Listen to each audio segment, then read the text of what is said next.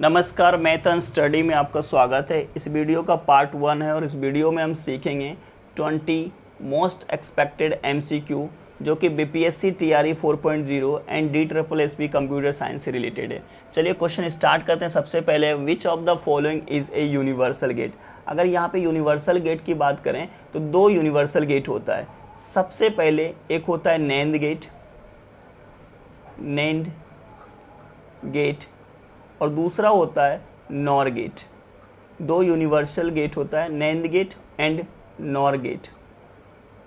तो इसमें से ऑप्शन जो है सबसे पहले सी ऑप्शन है, सी इज द करेक्ट ऑप्शन है। इसलिए इसको यूनिवर्सल गेट बोलते हैं तो कि नैंड एंड नॉर गेट से कोई भी गेट डिजाइन कर सकते हैं। Can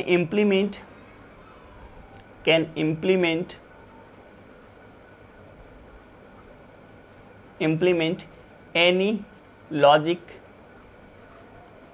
circuit. कोई भी लॉजिक सर्किट डिजाइन कर सकते हैं।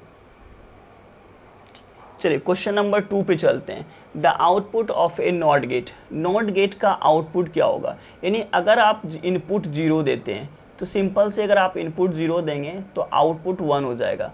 अगर आप इनपुट 1 देते हैं तो आपका आउटपुट नॉट गेट में 0 हो जाएगा। अगर आप इनपुट ए देते हैं तो आपका आउटपुट हो जाएगा ए पे कॉम्प्लीमेंट। अगर आप इनपुट बी देते हैं तो बी अगर इनपुट देते हैं तो यहाँ पे या बी बार देते हैं तो आपका कॉम्प्लीमेंट करने पे बी हो जाता है। तो यानी क्या हो रहा है, जो इनपुट दे रहे हैं उसका जस्ट अपोजिट नहीं, उल्टा हो रहा है। यानी इसको बोलते हैं हम कॉम्प्लीमेंट ऑफ इनपुट। कॉम्प्लीमेंट का मतलब होता है नॉट गेट में जस्ट उसको रिवर्स कर देना, उल्टा कर देना। चलिए क्वेश्चन नंबर 3 पे चलते हैं। Binary equivalent of decimal number, यानी 25 का बाइनरी क्या होगा? इसका सबसे सरल मेथड है कि आप 25 लिखिए यहाँ पे, उसके बाद हमको 1 से स्टार्ट करना है, यहाँ पे 1 और इसका डबल करते जाना है 2, उसके बाद 4, उसके बाद 8, उसके बाद 16 और 16 के बाद जैसे 32 आएगा तो 25 से ज़्यादा हो जाएगा तो 16 तक ही जाना है। उसके बाद इसमें ऐड करके 25 पुराना, जैसे 16 को जिसमें इंक्लूड करेंगे उसको 1 लिखेंगे। जैसे 16 को इंक्लूड किए तो 1 लिखे और 8 को भी कर सकते हैं क्योंकि 24 होगा और 1 इसको करेंगे 25 होगा। जिसको इंक्लूड करने के बाद 25 पूरा उसमें 1 लिखें और जिसको इंक्लूड नहीं किए उसके जगह पे 0 लिख दिए। तो क्या हो गया आपका 11001। तो ये आपका क्या हो गया, बाइनरी हो गया। तो इसका आंसर क्या हो जाएगा, ए इज द करेक्ट ऑप्शन हो जाएगा। दूसरा भी मेथड है, दूसरा मेथड से अगर आप करिएगा थोड़ा सा लेंदी है, थोड़ा सा लॉन्ग प्रोसीजर। जैसे 25 दिए, 25 को 2 बार दिए तो ये हो गया 12 किए तो 1 बचा यहाँ पे, फिर 2 से किए तो यहाँ पे 6 लिखेंगे तो ये 0 हो जाएगा। फिर यहाँ 2 से करेंगे तो ये 3 टाइम में 6 होगा तो ये 0 हो गया। फिर यहाँ पे 2 से करेंगे तो ये 1 हो जाएगा, 1 होगा तो ये 1 हो गया। और यहाँ नीचे से ऊपर चलेंगे तो ये क्या हो जाएगा 11001। तो ये क्या हो गया, बाइनरी। तो दोनों ऑप्शन सेम हो गया। तो इसीलिए ये मेथड जो है ज़्यादा इजी है और जल्दी क्विक आंसर निकलता है। चलिए क्वेश्चन नंबर 4 पे चलते हैं। Which data structure follow the first in first out.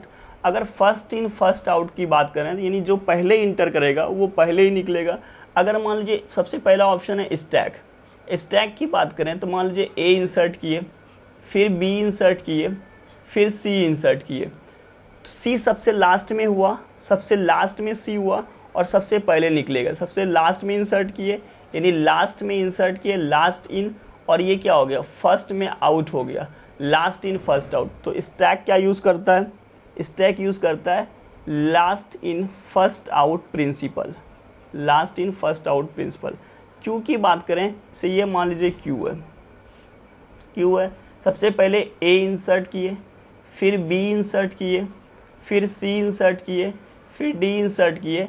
तो यहाँ पे जहाँ से जिस एंड से इंसर्ट करते हैं इसको बोलते हैं हम रेयर, और जहाँ से डिलीट करते हैं जिस एंड से ये बोलते हैं इसको फ्रंट।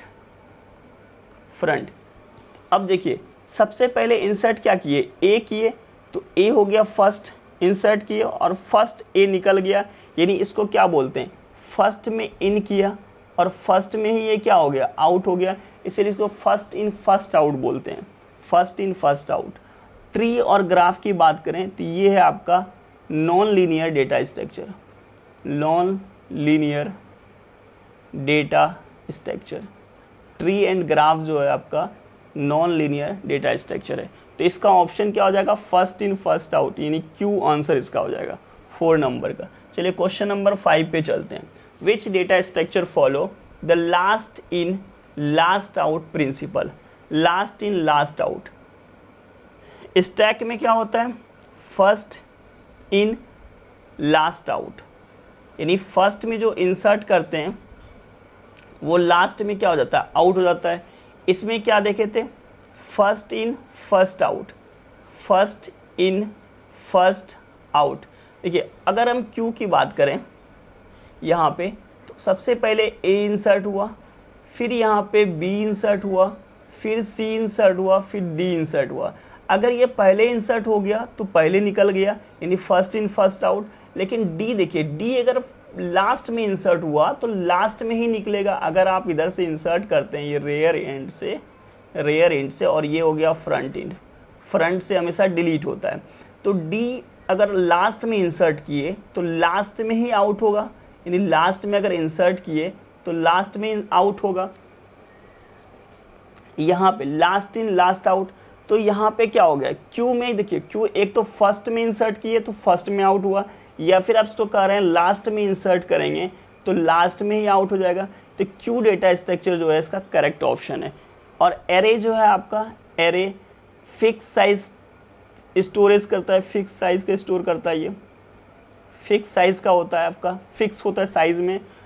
और इसका ये दूसरा चीज़ होता है, होमोजीनियस डेटा स्टोर करता है, होमोजीनियस डेटा स्ट्रक्चर है ये, होमोजेनियस डेटा स्ट्रक्चर है। लिंक लिस्ट जो आपका है डायनामिक साइज है, ये कैसा स्टोर करता है, डायनामिक, ये डायनामिक साइज का है, कभी भी ये साइज इंक्रीज या डिक्रीज हो सकता है। और एरे जो है फिक्स साइज है। होमोजीनियस का मतलब होता है कि अगर आप इंटीजर टाइप का डेटा डाल रहे हैं, जैसे मान लीजिए 1 या 2 या 3, तो आप इंटीजर ही डालिएगा एरे में। ऐसा नहीं कि आप जाकर के यहाँ पे 1 2 3 डाल रहे हैं, मान लीजिए 1 2 3 डाल रहे हैं, ऐसा नहीं कर सकते कि यहाँ पे ए डाल दीजिए, ये गलत हो जाएगा। तो इसीलिए इसको बोलते हैं homogeneous data type. 6 number question चलते हैं। Which notation represent worst case time complexity. Worst case की अगर बात करें, वर्स्ट केस का मतलब क्या होता है, 3 नोटेशन होता है। एक वर्स्ट केस हो गया, सबसे पहले होता है बेस्ट केस, बेस्ट केस होता है। उसके बाद होता है आपका एवरेज केस होता है। उसके बाद आपका होता है वर्स्ट केस। ठीक है, ये जो बिग ओ नोटेशन है, ये इसी को बोलते हैं worst case time complexity, worst case बोलते हैं। ओमेगा जो है ये, इसको बोलते हैं बेस्ट केस, बेस्ट केस बोलते हैं। और ये जो थीटा है इसको बोलते हैं average case, average case time complexity. Small theta का आप स्ट्रिक्ट एवरेज भी बोल सकते हैं, स्ट्रिक्ट एवरेज, क्योंकि ये एवरेज का ही है। तो इसमें से ऑप्शन क्या हो जाएगा, वर्स्ट केस टाइम कॉम्प्लेक्सिटी, यानी ए ऑप्शन इसका करेक्ट हो जाएगा। क्वेश्चन नंबर चलते हैं 7 पे। Linear search has worst case time complexity.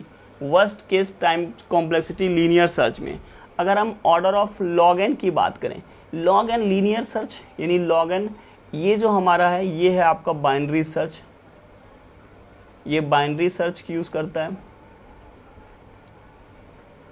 ये बाइनरी सर्च में यूज करता है। ऑर्डर ऑफ लॉग एन ये जो है, ये लीनियर सर्च यूज करता है, लीनियर सर्च टाइम कॉम्प्लेक्सिटी। ये फिर इसको हम बोल सकते हैं वर्स्ट केस में सीक्वेंशियल सर्च। लीनियर सर्च और सीक्वेंशियल सर्च सेम होता है, लीनियर सर्च और सीक्वेंशियल सर्च जो है सेम होता है। Order of n log n ये होता है मर्ज सॉर्ट। मर्ज सॉर्ट का वर्स्ट केस टाइम कॉम्प्लेक्सिटी क्या होता है, ऑर्डर मर्ज सॉर्ट का एन लॉग एन होता है, order of n log n होता है। ऑर्डर ऑफ एन स्क्वायर जो होता है, ये बबल सॉर्ट का वर्स्ट केस होता है, बबल सॉर्ट का वर्स्ट केस टाइम कॉम्प्लेक्सिटी होता है, वर्स्ट केस टाइम कॉम्प्लेक्सिटी होता है। अब इसका आंसर क्या हो जाएगा, तो लीनियर सर्च है, तो यानी order of n time. Question number चलते हैं 8 नंबर पे, binary search required applied. Binary search हमेशा यूज होता है सॉर्टेड एरे में, यानी सॉर्टेड डेटा में यूज करते हैं हम। जो भी डेटा, जैसे सॉर्टेड डेटा का मतलब होता है जैसे 1 हो गया, 2 हो गया, 3 हो गया, 4 हो गया, यानी असेंडिंग ऑर्डर, असेंडिंग ऑर्डर। और हमेशा ये ऑलवेज यूज करेगा sorted data. Unsorted and sorted दोनों पे यूज करता है। अगर बात करें अनसॉर्टेड,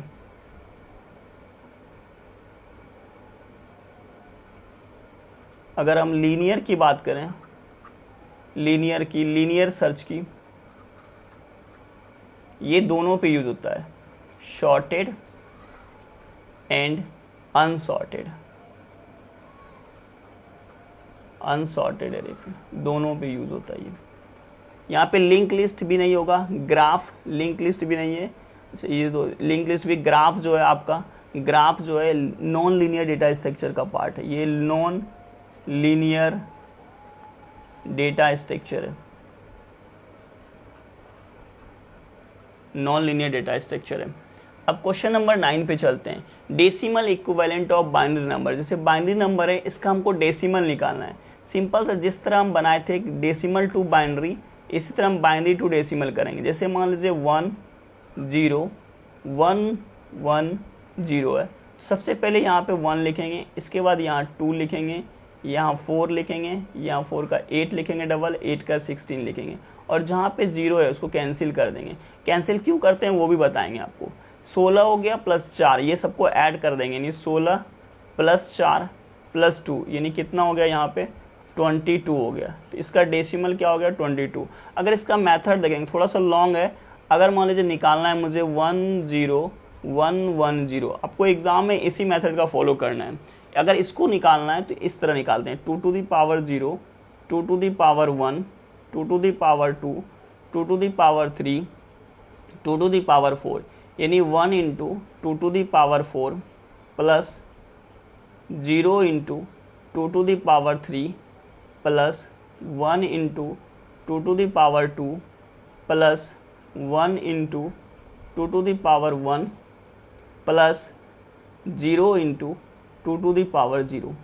अब देखो 1 पे 1 into 2 to the power 4 कितना हो गया 16 हो गया, प्लस 0 से गुना करेंगे तो ये कैंसिल हो गया, 2 to the power 2 4 हो गया, 4 into 1 कितना हो जाएगा 4 हो गया, फिर 2 पे पावर 1 2 हो गया, 2 into 1 2 हो गया, और ये क्या हो जाएगा आपका 0 हो गया। तो 16 प्लस 4 प्लस 2 कितना हो गया 22, ये भी कैंसिल हो गया। तो 22 इसका क्या हो गया डेसिमल बाइनरी का। तो ऑप्शन कौन सा करेक्ट हो जाएगा, सी ऑप्शन करेक्ट हो जाएगा। अब क्वेश्चन नंबर 10 पे चलते हैं, which gate produce output when only when all inputs are 1।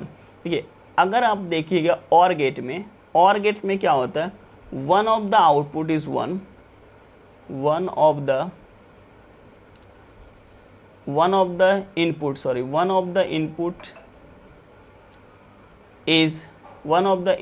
is 1, then output is 1। यानी एक भी अगर 1 हो गया और गेट में तो आउटपुट में क्या हो जाएगा 1 हो जाएगा। जैसे मान लीजिए नॉर गेट, इसका क्या होता है, नॉर गेट मतलब और गेट के आगे क्या लग जाता है, नॉट गेट लग जाता है। तो ये क्या हो जाएगा और गेट में नॉट गेट अगर जोड़ दीजिएगा तो ये क्या बन जाता है, ये आपका बन जाएगा नॉर गेट। एंड गेट क्या होता है, एंड गेट में बोल रहा है कि अगर आपका इनपुट, अगर one of the input is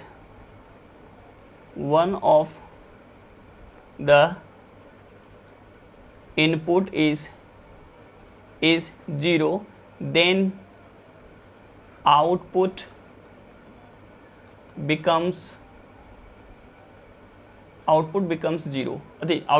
0। हाँ, अगर आपका एक भी इनपुट अगर 0 हो गया तो आउटपुट क्या हो जाएगा 0। जैसे कि मान लीजिए अगर यहाँ पे 0 नेंड करेंगे, जीरो अगर एंड करेंगे जीरो के साथ तो ये जीरो हो गया, अगर जीरो एंड 1 होगा तो ये भी जीरो हो गया, अगर जाकर के 1 एंड जीरो करेंगे फिर भी जीरो हो गया, बट 1 एंड 1 करेंगे तो इस केस में 1 हो जाएगा। मतलब यहाँ पे क्या लिखा है, गेट प्रोड्यूस आउटपुट 1, आउटपुट 1 क्या कहते हैं, only when all inputs are 1, जब दोनों ही इनपुट 1 होता है तो आउटपुट 1 प्रोड्यूस करता है। तो आंसर क्या हो जाएगा इसका, सी ऑप्शन करेक्ट हो जाएगा।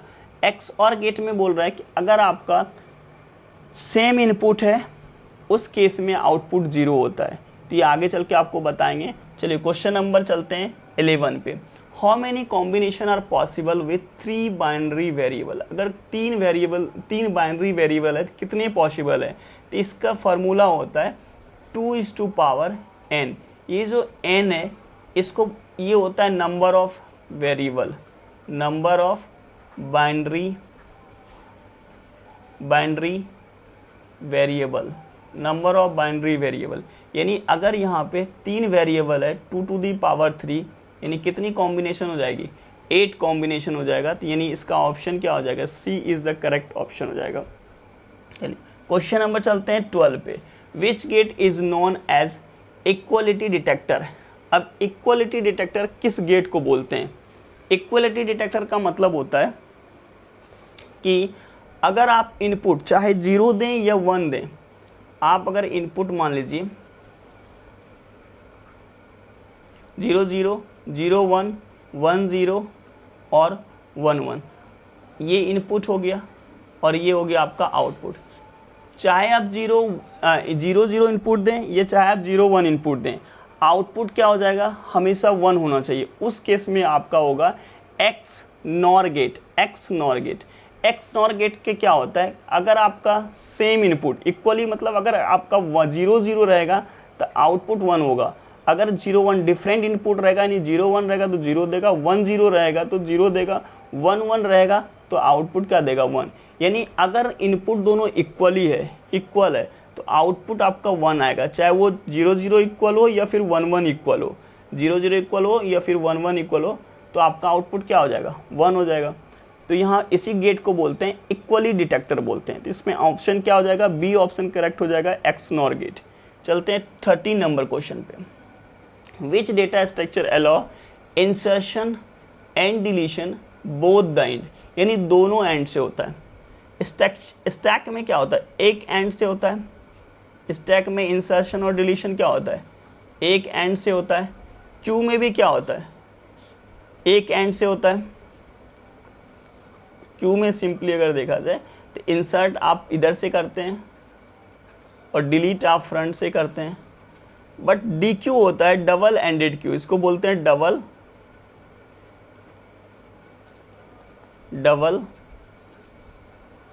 Ended queue. Double ended queue में क्या होता है, दोनों एंड से होता है, इंसर्शन और डिलीशन दोनों एंड से होता है। तो आंसर क्या हो जाएगा, डी क्यू हो जाएगा। चलते हैं क्वेश्चन नंबर 14 पे।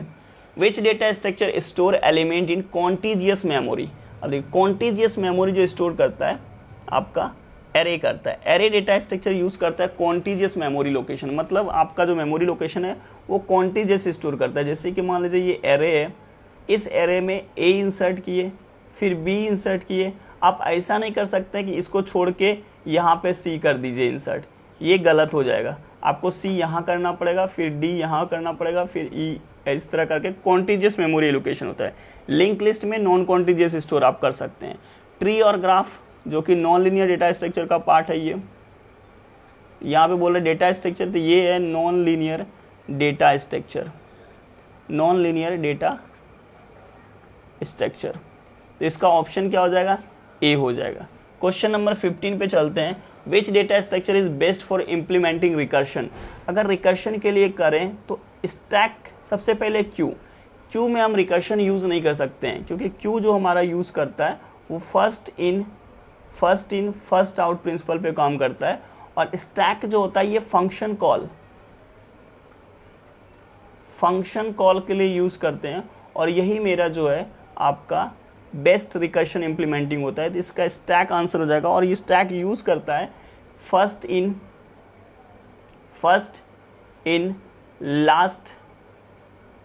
इन किया और लास्ट आउट हो गया। हिप भी इसका पार्ट नहीं है। लिंक लिस्ट जो है डायनामिक साइज होता है, डायनामिक साइज का होता है, ठीक है। तो इसमें आंसर क्या हो जाएगा, स्टैक हो जाएगा, स्टैक डेटा स्ट्रक्चर। चलिए 16 नंबर क्वेश्चन देखते हैं, breath first search BFS uses विच डेटा स्ट्रक्चर, BFS। अब यहाँ पे स्टैक की बात करें, सबसे पहले स्टैक यूज करता है आपका, स्टैक जो यूज करता है आपका सबसे पहले कौन सा डेटा स्ट्रक्चर यूज करता है, तो स्टैक में हम क्या करते हैं, first in last out use करते हैं principle, first in last out principle, और यूज करते हैं हम ब्रेथ फर्स्ट सर्च। अच्छा, स्टैक जो यूज होता है वो डेप्थ फर्स्ट सर्च यूज होता है, डेप्थ फर्स्ट सर्च यानी ये डेप्थ में जाता है। जैसे मान लीजिए ये स्टैक है, ये स्टैक डेटा स्ट्रक्चर, जैसे ABC, ये ABC मतलब एक डेप्थ में जाता है। मान लीजिए अगर कोई ट्री बनाते हैं आप कोई भी ट्री बनाते हैं तो ये एक डेप्थ में जाते जाएगा, और ये यूज करता है, जैसे यहाँ पे A है, फिर यहाँ पे B है, यहाँ पे C है, यहाँ पे D है, यहाँ पे E है, तो डेप्थ में जाता है, यानी डेप्थ फर्स्ट सर्च यूज करता है स्टैक डेटा स्ट्रक्चर। तो ये ऑप्शन तो नहीं होगा, यानी ए ऑप्शन नहीं होगा। सेकेंड नंबर है queue data structure. Queue data structure use करता है first in first out principle को, पहला चीज। दूसरा जो होता है ये queue level by level traversal करता है, ये लेवल बाय लेवल करता है traversal, level by level traversal करता है। और ये जो करता है ये यूज करता है breath first search, breath first search data structure करता है। जैसे कि मान लीजिए कोई A है, यहाँ पे B है, ये C है, फिर यहाँ पे ये D है, ये E है, ये F है, और ये G है। अगर ये जो जाकर के यूज़ करता है ब्रेथ फर्स्ट सर्च जो यूज़ करता है क्यू में, इसे ऐसे चलता है, A हुआ कवर, फिर B और C कवर हुआ, फिर जाकर के DEFG कवर हुआ, यानी ब्रेथ वाइज चलता है, इसीलिए इसको क्यू डेटा स्ट्रक्चर। इसका आंसर लेवल बाय लेवल, लेकिन ये फर्स्ट लेवल हुआ, फिर सेकेंड लेवल हुआ, फिर थर्ड लेवल हुआ, इसीलिए इसको बोलते हैं क्यू डेटा स्ट्रक्चर। तो ऑप्शन बी इज करेक्ट हो जाएगा। क्वेश्चन नंबर 17 पे चलते हैं, डेप्थ फर्स्ट सर्च यूजेस विच data structure. Depth first search की अगर बात करें, डेप्थ फर्स्ट सर्च यूज करता है स्टैक डेटा स्ट्रक्चर।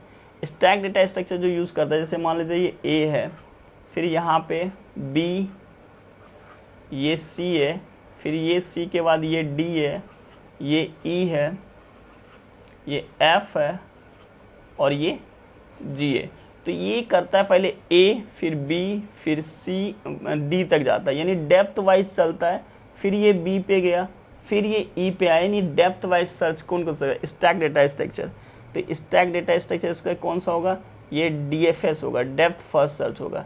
क्यू कौन सा यूज करता है, तो क्यू करता है ब्रेथ फर्स्ट सर्च यूज करता है, ठीक है। लिंक लिस्ट तो आपको पता है, ये लिंक लिस्ट क्या करता है, नॉन होमो डायनामिक साइज होता है, ठीक है। तो इसका ऑप्शन क्या हो जाएगा, स्टैक डेटा स्ट्रक्चर हो जाएगा। चलते हैं क्वेश्चन नंबर 18 पे, a half adder contain. Half adder की अगर बात करें क्या कंटेन करता है, तो हाफ एडर में दो चीज कंटेन करता है। अगर हाफ एडर की बात करें, हाफ एडर की अगर बात करें तो दो चीज कंटेन करता है, एक करता है आपका सम और एक करता है आपका कैरी, यानी कैरी और सम, कैरी और सम। तो यानी two inputs and two outputs. अगर यहाँ पे देखें 3 इनपुट्स एंड 2 आउटपुट, ये आपका फुल एडर कंटेन करता है, फुल एडर कंटेन, क्योंकि इसमें 3 इनपुट होता है, A, B, C, और 2 आउटपुट होता है सम और कैरी। ये हो गया आपका फुल एडर का। इसमें A और B इनपुट होता है, A, B इनपुट होता है, और सम और कैरी क्या होता है, आउटपुट होता है। तो चलिए क्वेश्चन नंबर चलते हैं 19।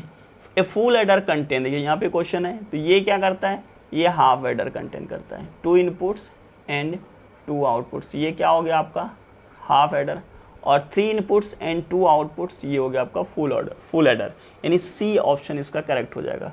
क्वेश्चन नंबर 20 पे चलते हैं। ए फुल एडर कंटेन इनकोडर होता है, मल्टीप्लेक्सर होता है, ये डिकोडर होता है, या फिर रजिस्टर होता है। ए फुल एडर कंटेन क्या कर सकता है, इनकोडर, डिकोडर या मल्टीप्लेक्सर या register. A full adder contain, full adder क्या कंटेन कर सकता है, तो फुल एडर हमेशा कंटेन करता है डिकोडर।